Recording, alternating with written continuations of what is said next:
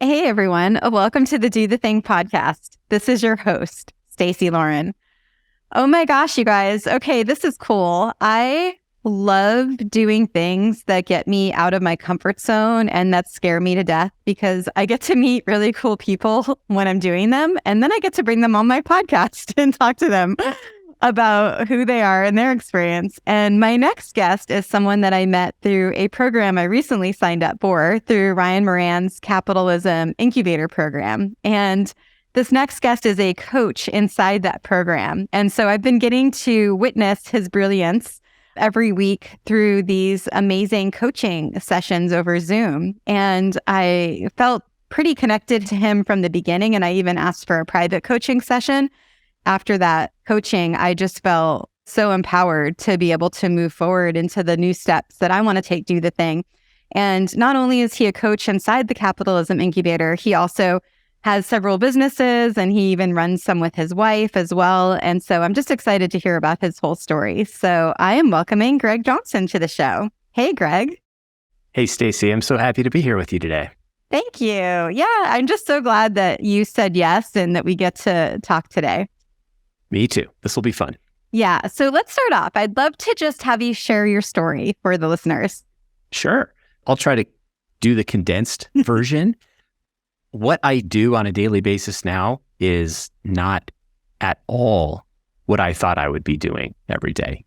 Going through college, and I was focused on getting into the sciences because I had aptitude for it and it sounded impressive to me. It sounded like something important.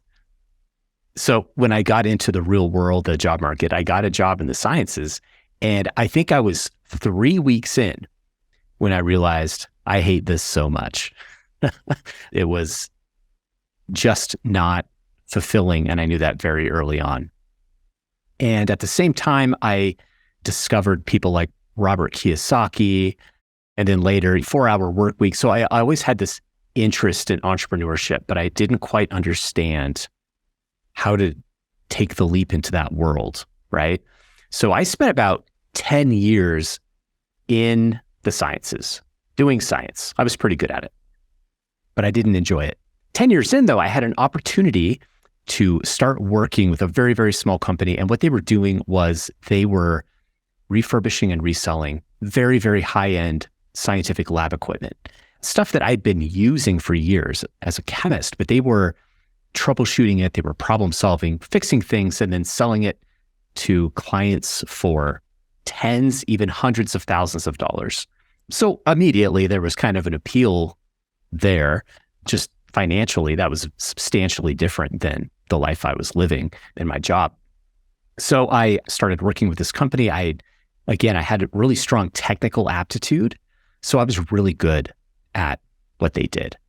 And the business, it was a lot of fun. It was, side benefit, it was only 5 minutes from my house. So I got to go home every day for lunch, have lunch with my wife and my little kids. And it was just a really fun couple of months because unfortunately the business owner had made some poor decisions a couple of years back financially that kind of came to bite him when I was working there. So they ended up laying everybody off, going bankrupt, just less than a year after I started, which was really a bummer. But the entrepreneurial bug had bit. And I knew what a lucrative business model this was, and I knew that I was good at it. And so I had another contact kind of in this world, somebody who had been with the company early on in its existence and had gone to do other things, that he and I met, and he expressed interest in someday getting back in. But he had a non-compete agreement with this company, right? So literally 1 hour after they laid me off and were getting ready to do the bankruptcy thing, I called this guy and said, hey, your non-compete is about to not matter anymore. And so we had about a 2-hour conversation on the phone, figured out what would it take for us to basically launch a similar business out of the ashes. And we pulled it off within a couple of days. It was crazy. We actually launched a new business out of my garage. He had basically the old customer list from the old business. He was in sales for years and years. And so he knew who all of the big clients were. as the old business wound down, we noticed that they had neglected to do things like renew their website domain and their 800 number. So we got them and redirected all that traffic back to us. So we were able to hit the ground running.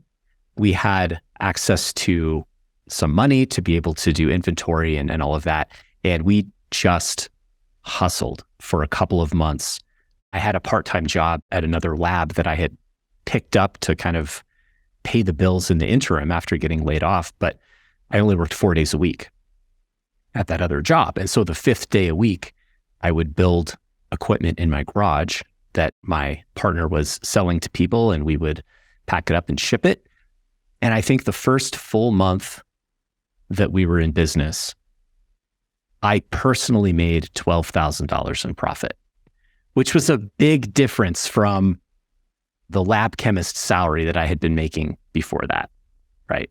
So just very much completely transformational step into business ownership. But of course, there's always more to it than that, right? So what I can tell you is that within the first 12 months, we had hit a 7-figure run rate, okay? And with that, I mean, the two of us couldn't do it ourselves. So we actually ended up bringing in 2 other partners.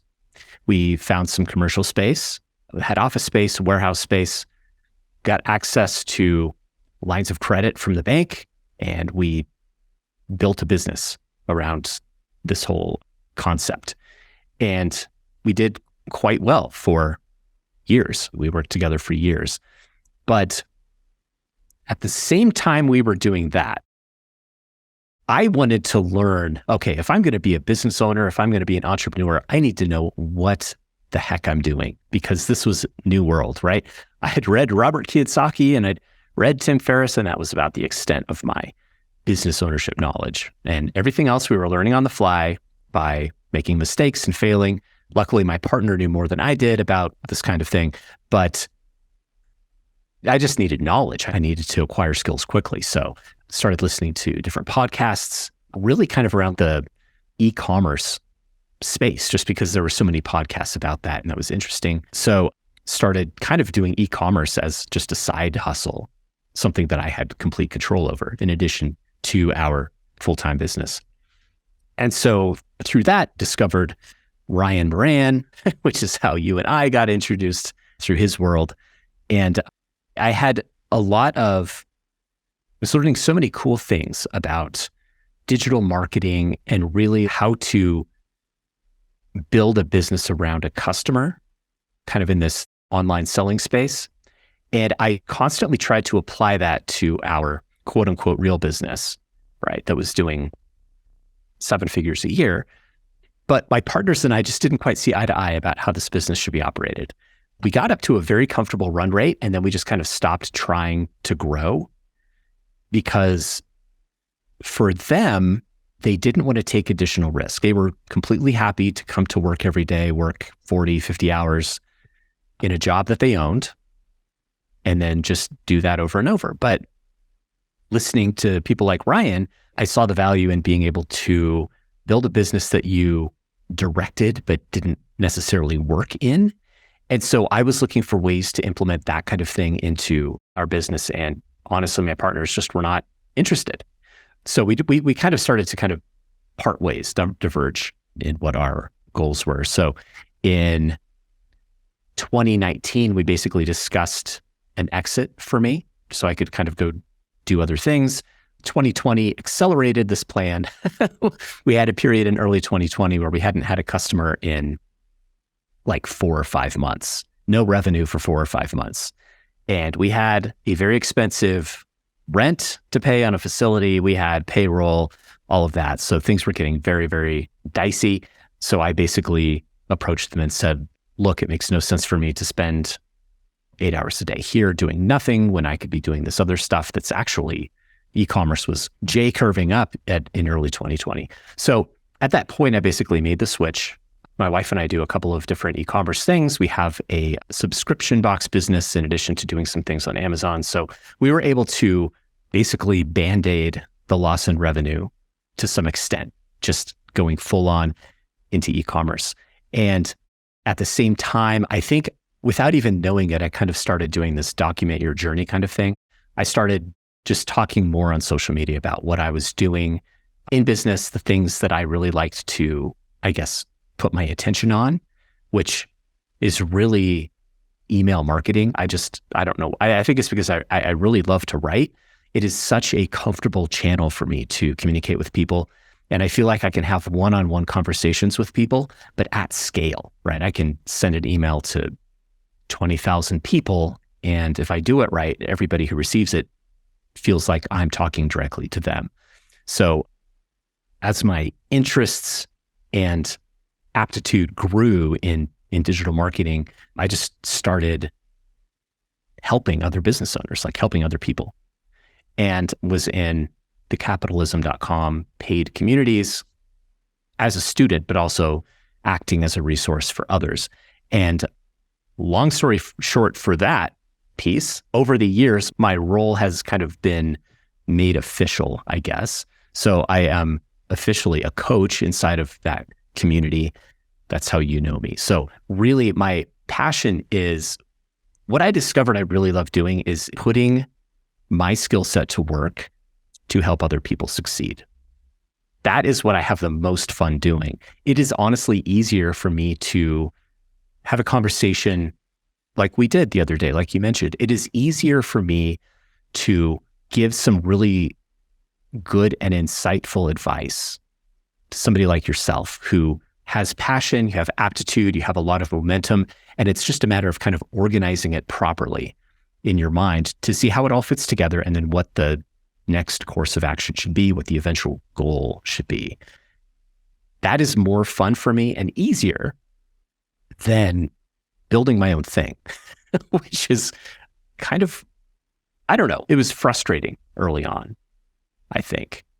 But I think when I personally frame who I am and what I do as somebody who helps other business owners to, I think, form connections with their customers, but also with themselves, right?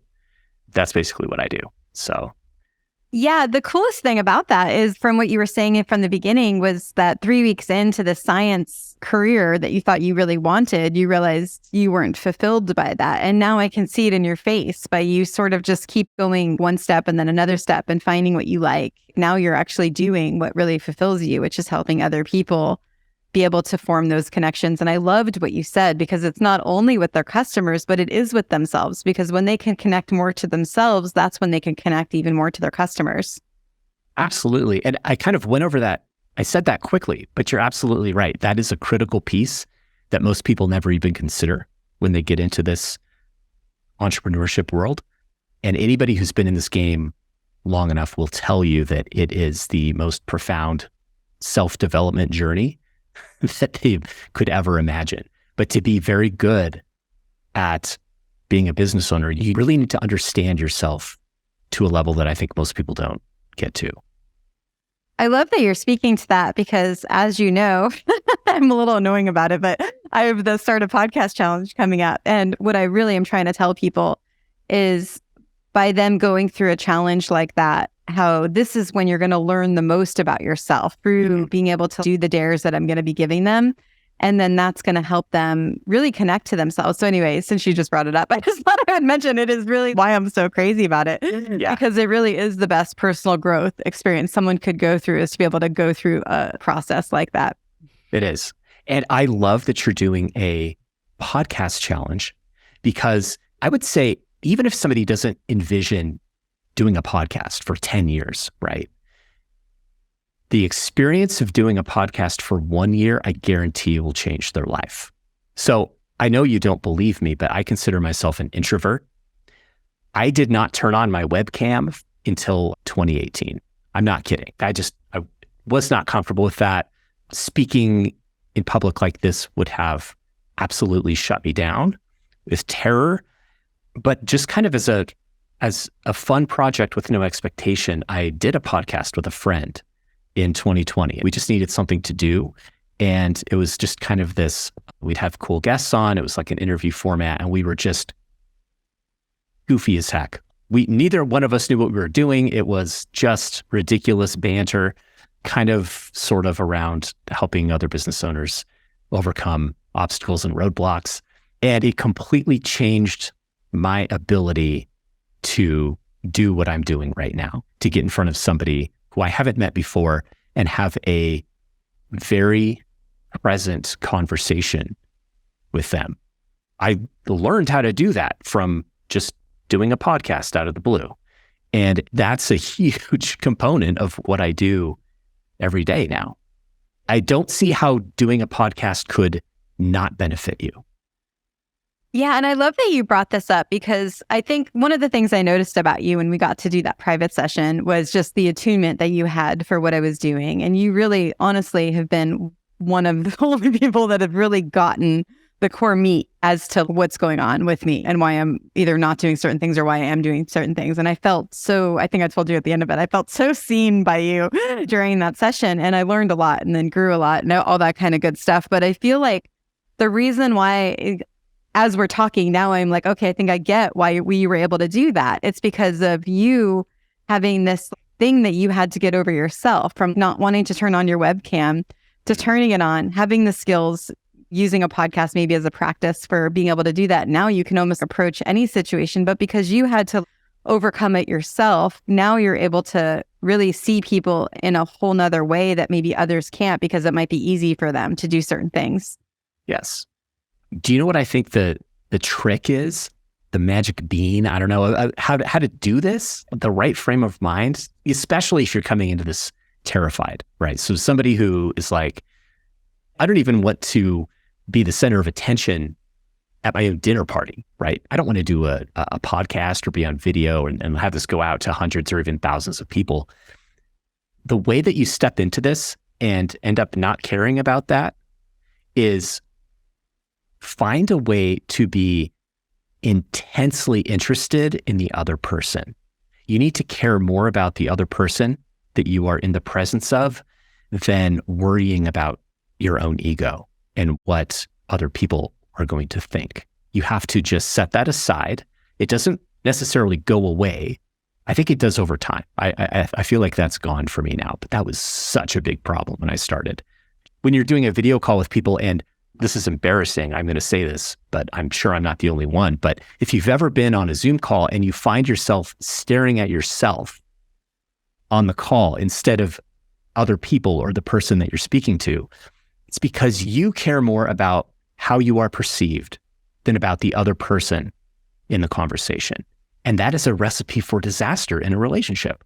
Yeah, what's coming to my mind as you're saying that, I actually was kind of like this, where I went to this authentic relating training, which is all about kind of getting deeper into connection with people in real life. And I remember we had to do this eye contact exercise where you had to look at the other person and not say anything. And I was this is before my podcast, it was so in my head about what they were thinking about me and whatever, all of that kind of stuff. And then I remember you had to speak out loud to what that experience was like for you. And it was just a transformational moment. But anyway, it just made me think of how far I came from I no longer am doing that. But I think it's so, when you can get out of your head and lose those inhibitions and thoughts and self-doubt, and then it's able to just flood out of you, then that opens up your mind to do whatever it is that you want to do. And that's when the true world is there. Yeah, absolutely. It's such a relief.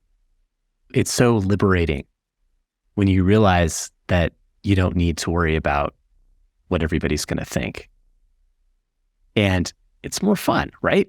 What I'm saying is you don't have to necessarily work through all of that self-doubt and self-image stuff to be able to do this. All you need to do is just set that aside and to care about the person that you're speaking to right now. Put 100% of your attention on them and what they're saying, trying to get into what they're thinking and react to that, right? If it's in a coaching call situation like we were in, then it's trying to make connections and offer insight, offer different perspectives, right?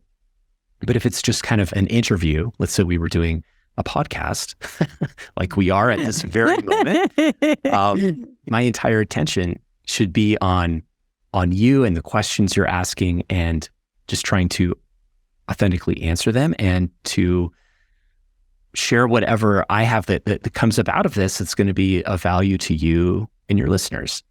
And there's nothing of my ego that needs to be part of that. Yeah, this is getting clipped, by the way. And I'm sure it's with that because so many people, it's so interesting. The challenge hasn't even started yet. And the group is already kind of talking and they're like, what about this? And what about that? And I'm sure you've seen it with the coaching that you do, all the questions people have and wanting to be perfect or wanting all these things. And it's like, let it release. Just focus on the person and have a really true, genuine connection. And the beautiful part about it is the podcast actually brings the presence there, right? Because there's no phone that can be on. There's no people that are walking by. You're able to really connect in a really beautiful way. And it actually helps you practice listening even more, I think, too. Yes. And you just said practice. And that is important too. This doesn't just happen overnight if it's a new thing. You have to practice listening because I don't think most of us do it. We're not good at listening because it's not how we operate, right? How many times are we in a conversation with somebody and we're only half listening to what they say? The other half of our brain is formulating our reply, right? Before they are even done speaking, we're thinking about the next thing we're going to say because we want to sound clever or whatever, right? We want them to like us. So it is practice. It is practice. What's your advice to people? And this is regardless what they're doing, podcast, new business, whatever that is, release that ego and that just desire to be perfect or to be perceived a certain way. How would you recommend people work through that? What worked for me is to choose to care more about the people you're serving than about yourself. So if you are starting a business and you're worried about your landing page being perfect before you launch it, right? If your landing page is good enough, then launch it. Because if you delay, you are withholding your ability to help those people who need your help because of your ego, because you want it to be perfect. And there's no such thing as a perfect landing page. There's no such thing as a perfect offer or a perfect course or a perfect product. This is the iPhone 12 or 14 or whatever. They didn't wait until they had the iPhone 14 before they released the iPhone. They just released the iPhone 1 and it's changed a lot since then, right? It's gotten bigger and then they made a smaller one and then it's bigger again and they changed you know what I mean? Yeah. They just launched with something that they knew would be helpful and people loved it. And so then they iterated from there and just made it better and better and better. We can do that with anything. Have you used that analogy before? Because I've never heard that before. That is no, I just made that up. My phone's sitting here next to me, so it's just top of mind, I guess. So good. No, it's such a good example of why that's so important is just to get it out there. I actually had this happen. It was such a gift. I was doing the Dating Dare Challenge, which actually came by accident when I had COVID. And all of a sudden I had the idea when I'm binge watching some TV show and all of a sudden I saw these dares and that's how the dare idea sparked. And I put a few posts in one of the groups that I was in and people were interested. And I had 100 people before I even could blink pretty much. So I'm like, okay, whatever. I'm going to start this thing with 100 people.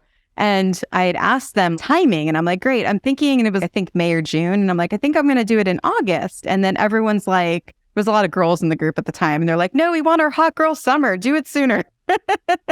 And then I said, okay, I'll do it sooner, but I'm just going to have to build it in public because I have no idea what I'm doing. It's just a beta challenge. And honestly, that was probably the best thing that I could have done because then I did it sooner. Probably 2 weeks later, it wasn't even created yet. It literally got built as I was doing the challenge. And actually, that's how I do the majority of my challenges now, other than this podcast challenge, because I have to be a little bit more specific with it, but it's really built in public. And I think that iPhone example is exactly really a really good one for everyone to follow, because when you're able to start something and then have it evolve and get better and better, then it's better than the people not having it at all.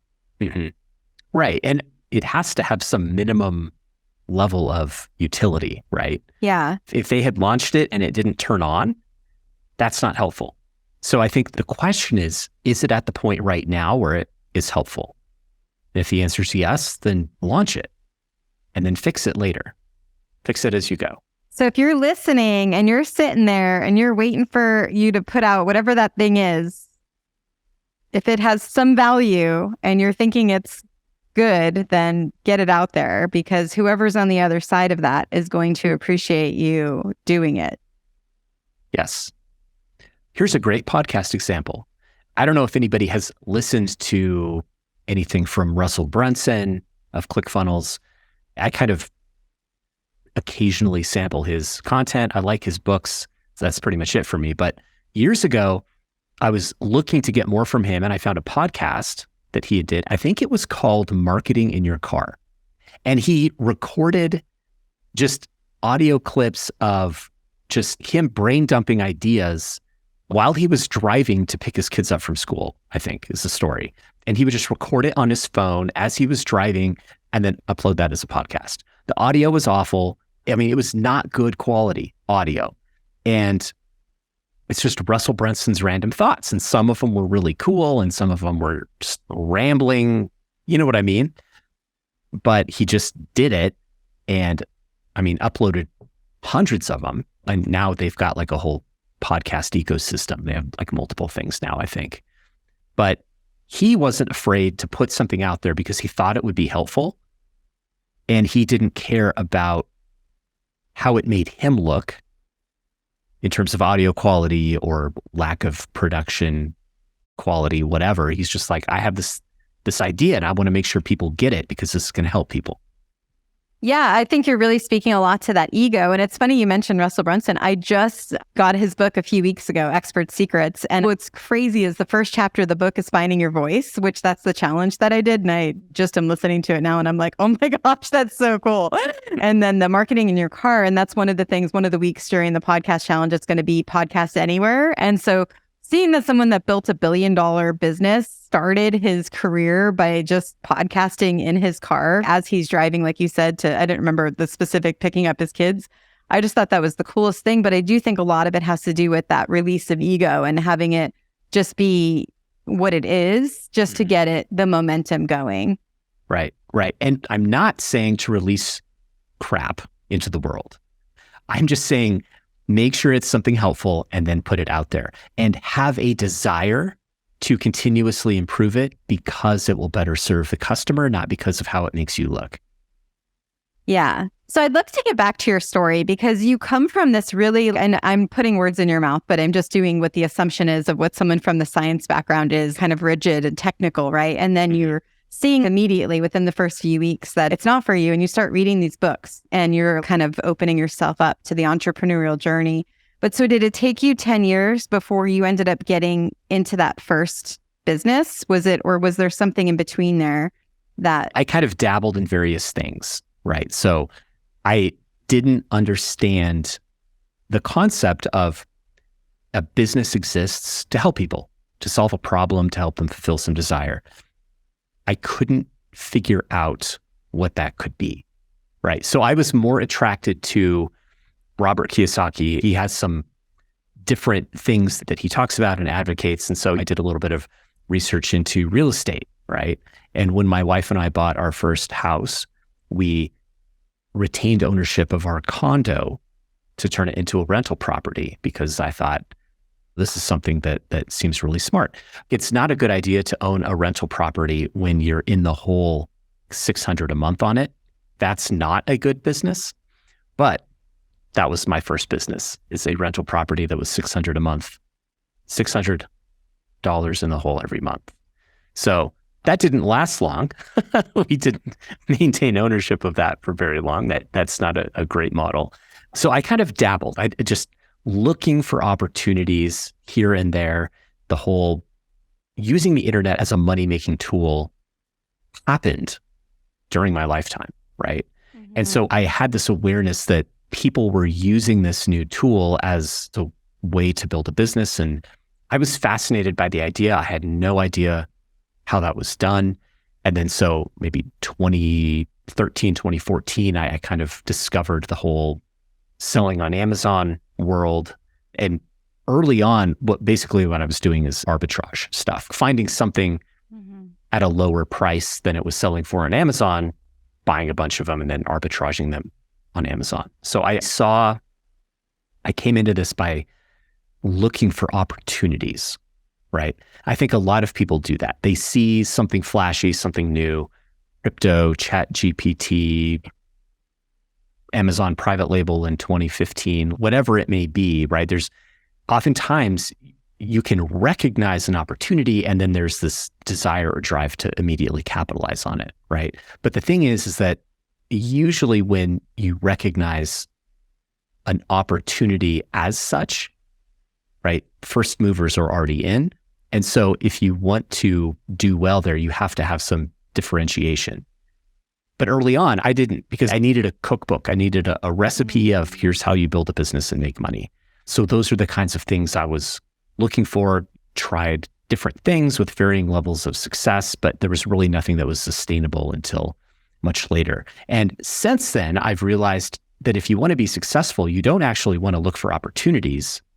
You want to look for problems and then come up with solutions. Because if you identify a problem that you can come up with a solution for, then all the people who have that problem are going to pay you to solve it for them. And if it's a problem for them, that means that there might not be anybody else solving it yet. Mm-hmm. You know what the thing that's, I think, really cool about what you have done is by dabbling in these other things and losing the $600 a month and doing all that is that you didn't make it about you, right? You took the lesson from it and then you were able to keep moving forward. What do you think got you to do that? Because I think a lot of people might have stopped then and said, oh, this isn't for me. I'm going to go back to my science stuff and just been unhappy as you're doing it, you know? Yeah. I wanted to figure it out. And initially for the longest time, the driver was, I want to be able to just make as much money as I want to make. I don't want that to rely on what somebody else thinks my hourly value is, right? So that was the driver. And so when something didn't work, it wasn't me throwing up my hands and saying, oh, well, making money outside of a job is impossible. It was more like, I understand why that works for some people and why it didn't work for me.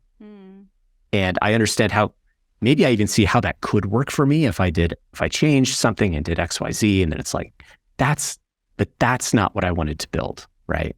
So I have a fairly good idea of what it takes to be successful in rental real estate as a property manager or as somebody who owns a bunch of rental properties. There's a couple different ways to make money in that industry. And honestly, I want nothing to do with it. It doesn't interest me. None of those things are what I want to do every day.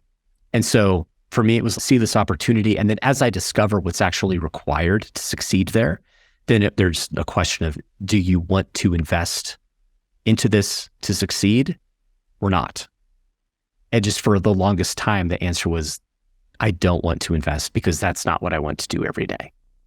Yeah, so that's another really interesting thing about you is that ability to reflect on where you're at. Even noticing it 3 weeks into that science job from the very beginning, you noticed that it wasn't giving you the fulfillment that you wanted. And then through each thing, you're able to check in with yourself. But then you're also a high achiever, where normally high achievers have this problem where they just keep moving through the fire. They're not able to look outside of it. How do you think you're able to do that? I don't think I could reflect at that time like I can now. I can reflect back on it now and make it sound sensical. But at the time, that first job, for example, I looked around at the people who had been in that company for 20 years and I knew that I didn't want to be them. Yeah. Right? It was very clear. How quickly can I get out of here? Because I don't want to end up like them, right? They were disinterested, disgruntled, dead inside. I mean, it was one of those types of jobs. Wow. And it was very, very obvious to me very early on that there was no positive path forward for me there.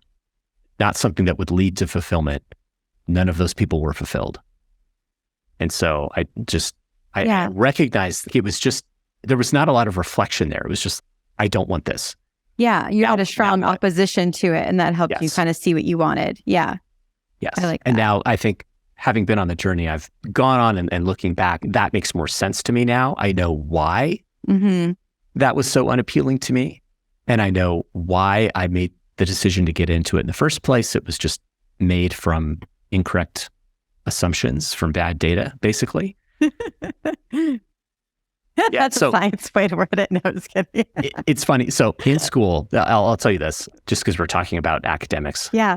When I did the college placement exams like SAT, ACT, I don't say this to brag, but I feel like this helps people understand me. On the English sections, I got a perfect score. Wow. And then I got a pretty good score in science and math, but it wasn't perfect. So I've had this aptitude for language and writing and communication for my whole life. But I remember in high school thinking, well, how on earth do you make a living doing that?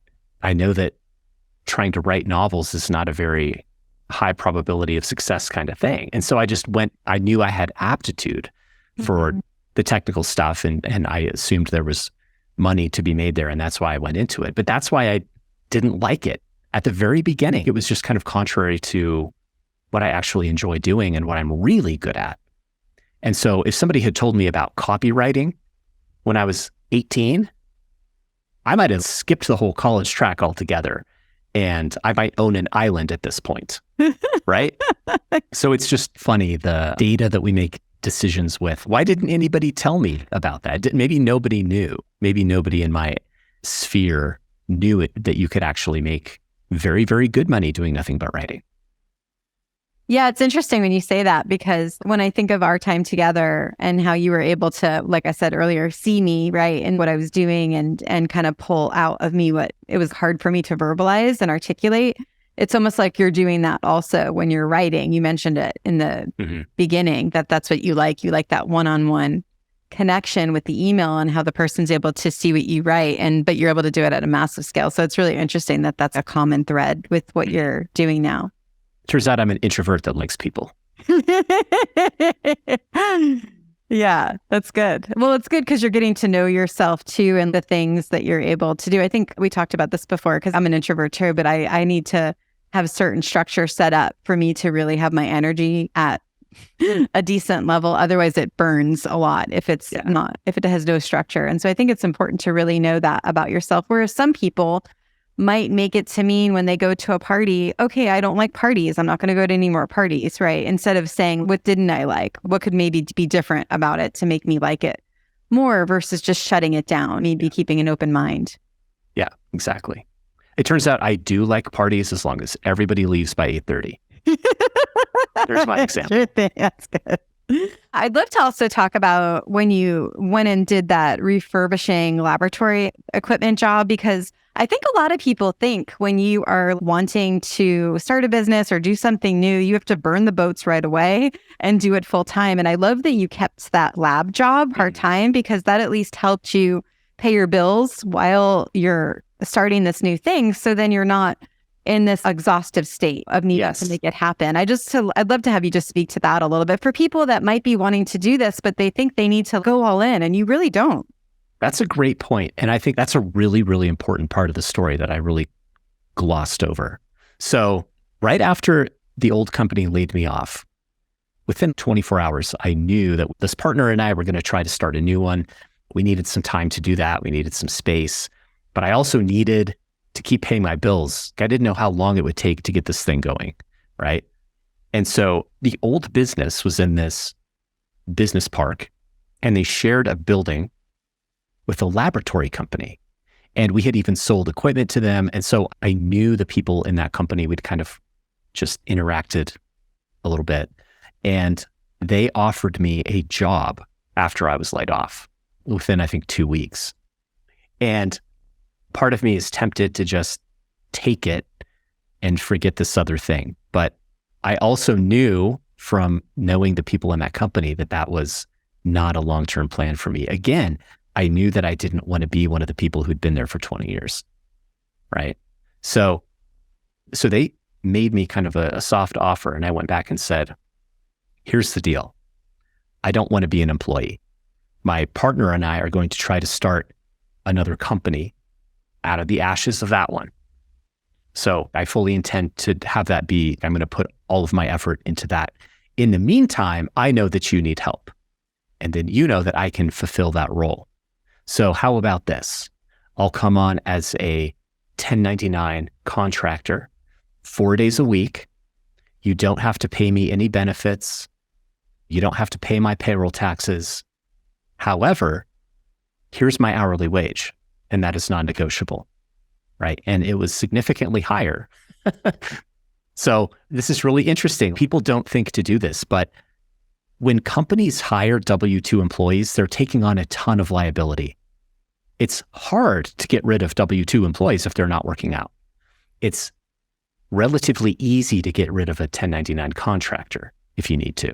So I was basically saying, look, we're just going to hang out together for a while. I'm going to do work that you need done.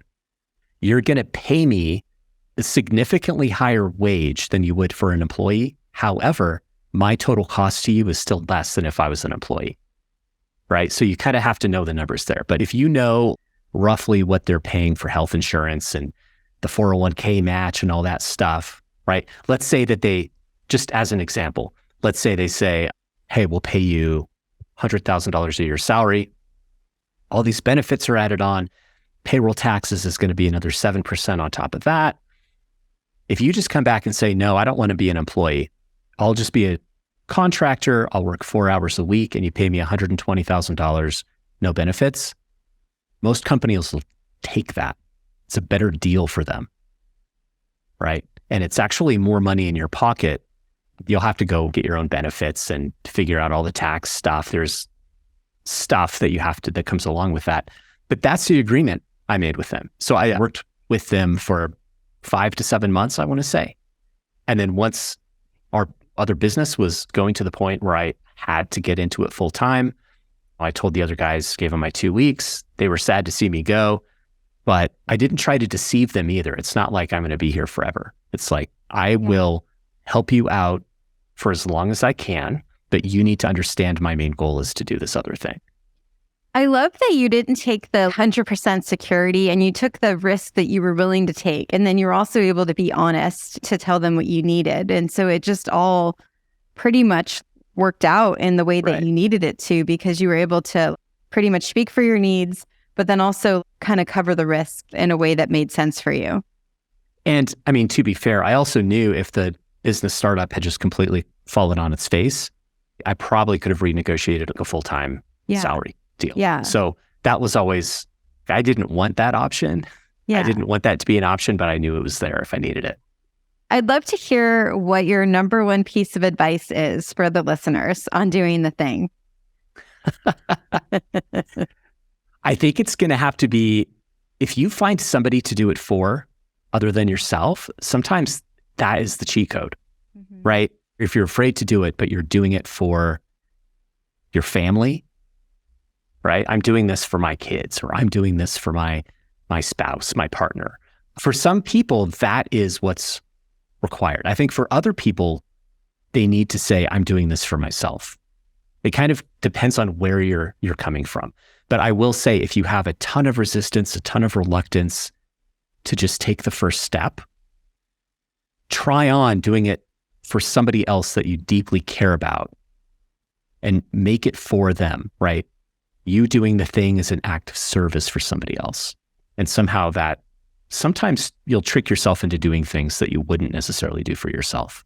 Yeah, and that's the ultimate external accountability, almost like a secret way of accountability, because especially if you tell the person you're doing it for them too, then you're moving in that way. I think it's really, even when I set a date for the challenges, it's like, I know no matter what, I've got to do the date. And it's like this external accountability because I'm doing it for other people. I think 100%. There's some kind of, like you said, secret code to that too. I think if you find yourself consistently breaking promises to yourself, that needs to be addressed, but a way around it is to make a promise to somebody else. Yeah. If you're less likely to break a promise to somebody else, then make the promise to them and do it for them to get started. Please share with the listeners where they can learn all about you. Okay, certainly. I guess my current home base is emailmagic.com. As you know, I do a lot of work inside of the capitalism.com communities as a coach. So many people know me from there. I also do a weekly newsletter and help people with marketing and mindset and stuff inside of Email Magic. Well, thank you so much. This has been really wonderful. I love the way that your story has taken all of these turns, and at any point you could have given up, but you kept going and to finding what worked for you, and now ultimately finding what really fulfills you, which I think is really cool too. Yeah, thank you. And for the listeners, do the thing. Don't wait for opportunity, create it.